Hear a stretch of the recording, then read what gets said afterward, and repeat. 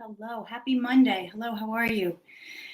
I wanted to have a conversation with you today about the difference between stress and trauma. I actually did a very short version of this morning over a cup of coffee, and a lot of people responded, and some people sent some comments and messages. So I thought I would just do a little bit more of a conversation about that. So if you're tuning in, my name is Linda Downey, and I'm a transformational health and spiritual coach.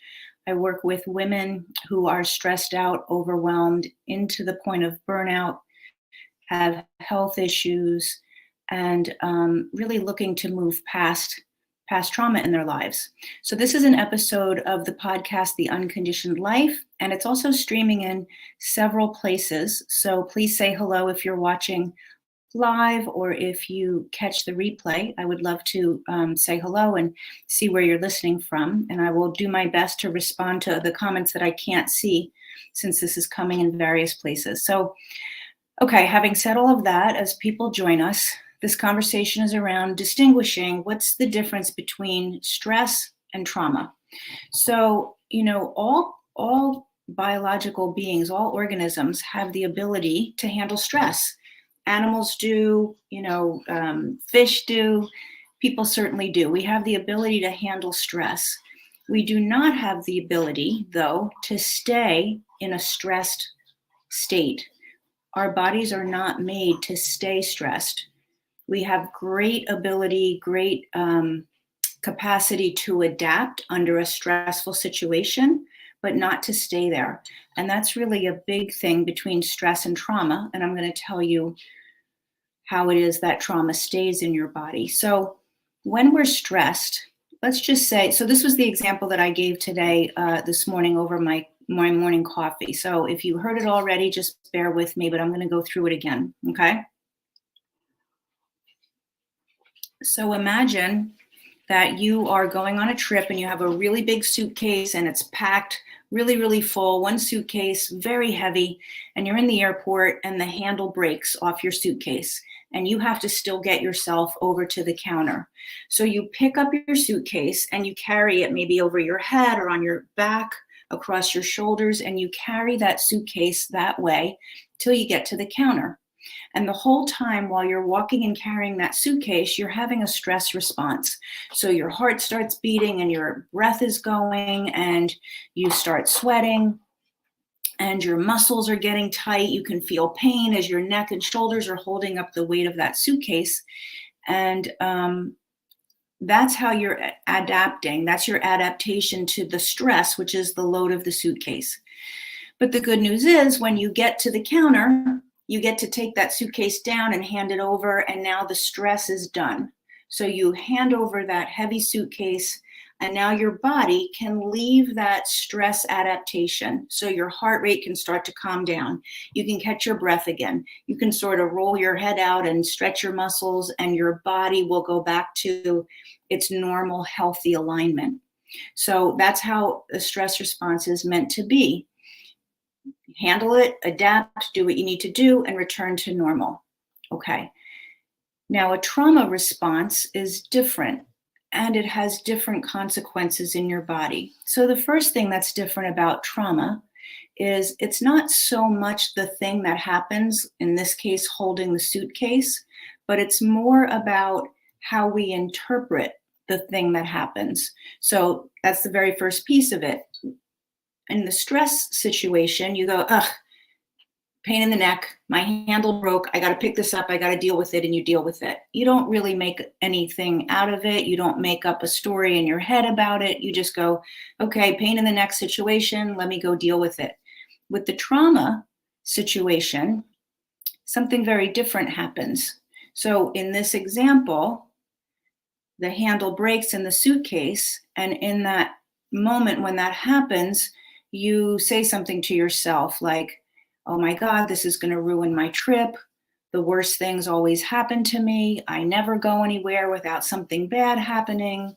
What else might you say? This is probably going to mean that everything's going to go wrong. This is going to mean that my suitcase is going to probably pop open because if the handle broke, probably the zipper's going to break, like all of that. So all of that happens which starts to put you into trauma, because all of that is what you decided about the event. It's not the event that the handle broke off the suitcase. In the first situation, you didn't do any of that. You just picked it up and got yourself over to the counter. And it wasn't easy, but you did it, right? In this case, you have all of this response, all of this thinking in your head, all of these thoughts of, how this means it's all going to be bad and how this always happens to you and all of that.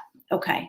So now, instead of carrying that suitcase and getting yourself over to the counter and putting the suitcase down, what ends up happening is you keep carrying the suitcase and you never put it down. And that goes on for your whole trip. You just carry the suitcase the whole time on your back. But it goes even past your trip. You keep carrying that suitcase for weeks and even months. You keep carrying that suitcase for years and even decades in your life. And so what would that look like in your body? So now what starts to be like you're breathing hard and your heart rate up and you're sweating becomes a whole skeletal adaptation, right? You'll start to walk bent over from the weight of it, and you'll start to probably crick your neck. So you might get spine issues. You might get neck issues. You will keep your heart rate and breathing up because that's a workload. So you're going to stay breathing hard, heart pumping. So now you've got cardiovascular issues, high blood pressure. What else is going to happen as you keep that suitcase on your back and you just keep carrying it and keep carrying it? Well, what else will happen is you've got two hands up there. So maybe you can take one hand and do some stuff. Maybe you can shove some food in your mouth, but you can't really do anything else in your life all that well because you're always balancing and managing that suitcase. And you're always trying to figure out, so your attention is on the suitcase. You're trying to figure out, how can I do this while I carry the suitcase? So in this example, it's a very visual example and you can see what I'm talking about. But in other kinds of trauma, so not carrying a suitcase, but maybe having grown up in a childhood that didn't feel safe in your house, that's maybe not as visual, but the same thing's happening. You're holding that baggage of whatever happened in your house for months, years, decades. It affects your body, just like I already mentioned. There'll be an effect on all the systems of your body, and your energy and your attention will be on, how do I do my life while I hold this thing? How can I navigate my life? So that might look like, how do I navigate relationships? Well, if at the time when the situation happened, when the handle fell off the suitcase, to stick with this example, if you're just jumping in, you may be like, what is she talking about? But listen from the beginning and you'll understand. But if whatever happened when the handle came off the suitcase, you had to do something to cope with it. So it might be you asked people around you to help. Can you help get this up? I need your help. So you maybe became victim-y and asked for help a lot. Or maybe what you saw was this was a lot to carry through a crowd and people were getting annoyed with you. So what you did instead was you said, oh, I'm sorry to you. How can I make this better? Let me try to not annoy you. So you became a people pleaser. So you figured out ways to cope while you managed the suitcase on your back and on your neck and on your shoulders. So it's not only about your physical body that can't really operate in the way it's meant to. In the first scenario, when I talked about stress, when you give that suitcase over to someone else, your body goes back to a natural, relaxed state. Your body says, oh, I remember where I'm supposed to go. And that's not an elevated heart rate. That's not tension in my muscles. That's relaxed. But when you stay holding that suitcase up, you don't ever go back to a relaxed state. In fact, your muscles adapt so that there's changes in your musculoskeletal system. There's changes in your cardiovascular system. You don't remember. Your body doesn't remember how to go back. And you don't know how to cope without having a suitcase on your back. You're so used to doing that you keep coping that way. Well, actually, because you're still holding the suitcase, you kind of have to keep coping that way because you still have the weight of the suitcase on you because you've never given it up. So the way that you are in relationships, oh, I'm sorry. Oh, excuse me. I know this is a big, cumbersome suitcase. Can you just step out of the way, or can you help me? I can't manage this myself. Those were just a couple of examples. It might be being a victim. It might be being a people pleaser. It might be you say to people, listen, I'm so used to carrying everything. Let me carry yours too. Let me carry yours too. And you just you're a caregiver for everyone, or you're a yes person to everyone. So whatever it is that you do to cope, that stays in place. You're holding that suitcase, and that way of being continues. And so why is that important? Well, over time, the health issues show up.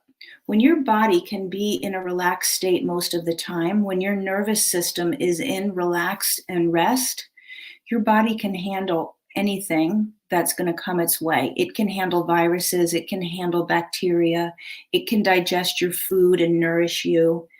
It can find cancer cells in your body and go after them the way it's designed to.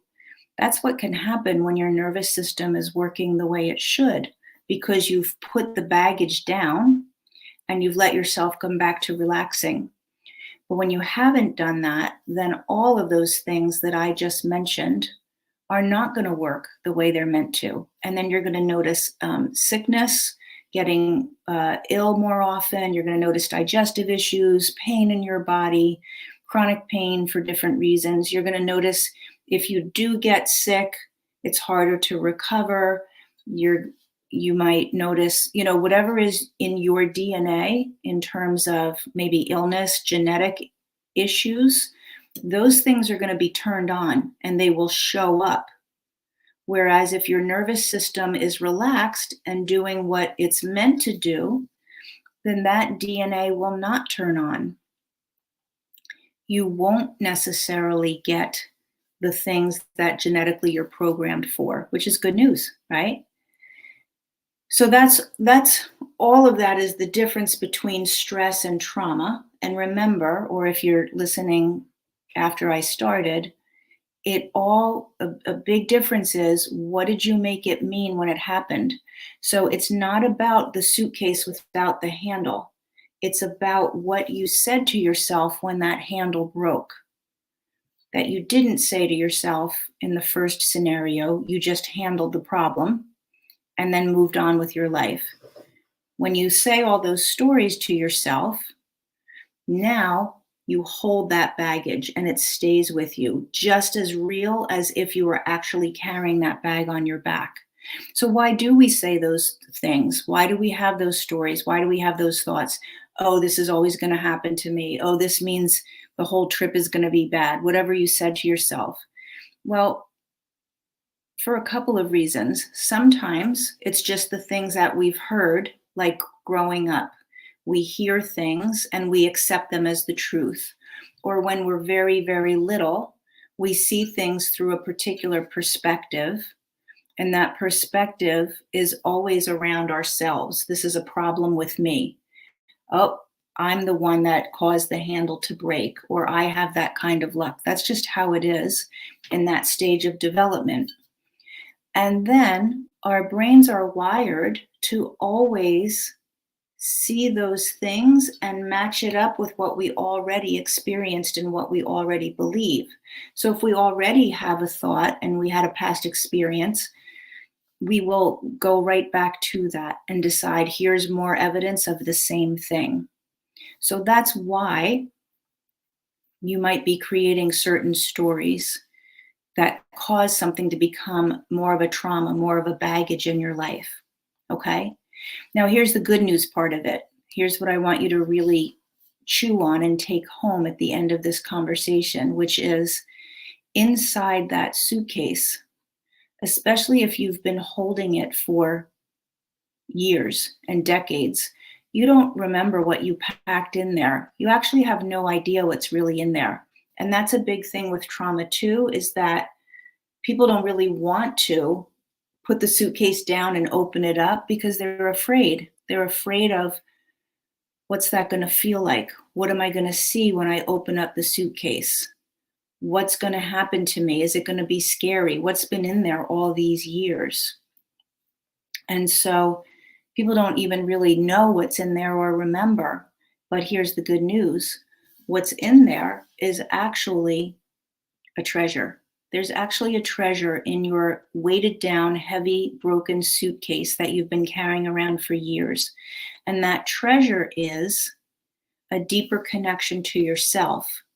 Because when you're holding it up here, not allowing yourself to really look and see, you're keeping a part of yourself hidden and shoved down. You're keeping certain emotions hidden and shoved down. Whatever emotions that came up when that whole incident happened are probably, definitely still in your body. So that's part of the treasure, is I'm actually going to release emotions that have had me weighted down. And when you have weight on your body, that's a reflection that there's weight in your emotions. When you struggle with releasing weight, that's something to think of. What am I holding on to emotionally that's contributing to my body physically holding on to weight? Okay. So that's one part of the treasure. Another part of the treasure is you're going to get parts of yourself back, or parts of yourself that you've never fully experienced. And what do I mean by that? You're going to get love for yourself back. If you've not been loving yourself, you're going to get worthiness back, because things like unworthiness, not being lovable, those are the things that we carry with that suitcase. Those are the things that we decided are the truth, that we have this suitcase that nobody else is carrying around. I have this suitcase because I must not be good enough. I must not be lovable. I must not be worthy. And so when we open the suitcase and we see what's inside, we get the worthiness back. We get the lovable back. We see that we're good enough. So there's a treasure in there when you have the courage to open it up and see what's there and to experience it and feel it. And then you can release the trauma. And then it's not as easy as the first scenario where it takes a couple minutes and you go back to normal, but then you can start to get your body and your nervous system back to functioning the way it's meant to. And depending on how heavy your baggage was, how much adaptation needed to occur, how much did your spine get bent over, how much was your eating affected, how much are your hormones knocked out of whack because the endocrine system is responding as well. How much have your relationships been impacted because of your trying to do everything for everybody else, or trying to hold the weight of the world on your shoulders, or feeling like a victim and keeping people away?